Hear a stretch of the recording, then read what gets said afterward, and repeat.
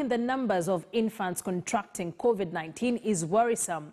This is according to Health Cabinet Secretary Mutahi Kagwe, who's now blaming mothers for exposing infants to infections. This as the country records of 492 new cases of infections and 3 deaths. Those who have recovered are, however, facing stigmatization, which the CS attributes to lack of sensitization. Alan Ochanda with that report. With the ever-fluctuating curve of COVID-19 infections being recorded in the country, infants are turning out to be another endangered lot, raising questions of how such a docile and immobile lot are getting infected.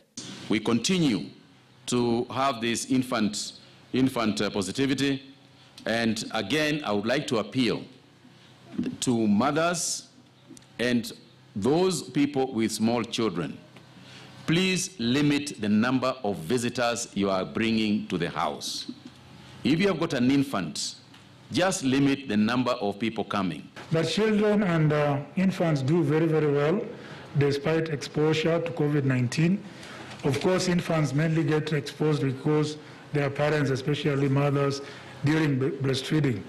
So far, we have only lost 1 infant, a 6-year-old, who had a problem with a bone marrow, a condition called aplastic anemia. Today, the country has recorded a total 492 new cases of infections out of 4,063 samples tested, with 3 succumbing. Though the recovery's toll has been encouraging, those who have been declared COVID-free and discharged have faced stigma from the society, which Kagwe has blamed on lack of sensitization. When people recover, they no longer share the virus, and therefore there is absolutely no reason to stigmatize anyone who, for whatever reason, contracted the disease. Counties were touted to be the first line of defense in combating the virus by equipping isolation facilities in the devolved units so as to comfortably attend to COVID patients should the numbers shoot up. This has been seen in some counties, but not without challenges. The main challenge we are experiencing has been the availability of testing reagents. Some county bosses facing accusations of lying about the status of their isolation facilities. And the possibility that there are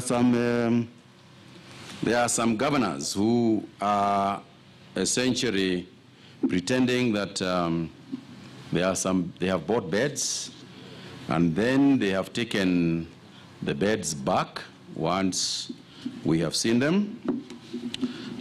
First, I am not aware of such a governor. The northern frontier counties that have been the last to record COVID cases have, however, turned out to be COVID red zones. The health CS warning residents in the counties to take precautions lest the situation worsens. Alan Ochanda, KTN News.